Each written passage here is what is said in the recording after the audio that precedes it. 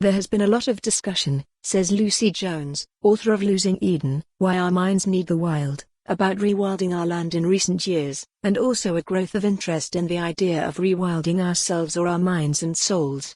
I feel we're born wild. We're born animals. And then we are de-wilded almost. In our society and culture, we clearly see ourselves as apart from nature. We're in some way estranged and severed from our wild roots. When, last year, I was working with photographer Anna Deacon on our book about wild swimming, Taking the Plunge, one of the things that struck me was how many people said they came to the water because it gave them a connection with nature. They felt a pleasure in being immersed and connected to the life that swam and floated around them. Being in the landscape, in nature, is a key thing about swimming in the sea for me, said East Lothian swimmer Lil Vischer, and it's the one landscape you can get into, right up to your nose. A complete immersion.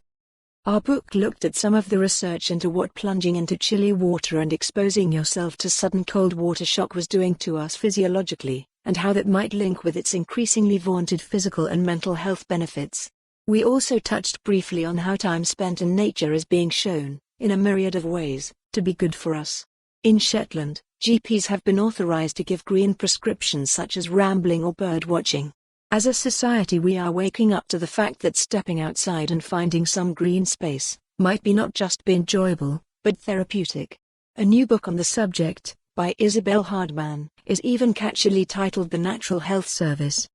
Next weekend, a clutch of authors who have an interest in the kind of nature-connecting activities are speaking at I Write. These include Alice Vincent, author of the millennial gardening memoir Rootbound, Rewilding a Life, Lucy Jones, Anna Deacon and myself, as well as Gregory Kennicker, author of Scottish Plant Lore.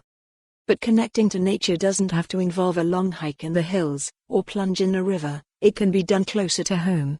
Rootbound author Alice Vincent's rewilding has been in urban gardening. I couldn't leave London. My life was in the city, my support network was there, and I found greater excitement and reassurance in seeing plants thrive in the cracks in the concrete and being able to tend a tiny little plot. Gardening, she says, slowed me down, offered me a kind of meditation that I couldn't find anywhere else in my life. One person who has looked more deeply than most into this question of the science of why we respond as we do to nature, is Losing Eden author Lucy Jones. Her journey into researching why we feel better when we take a break in some green space, or wander along a beach, or tend a garden, began with. For more on this story, visit the news article link.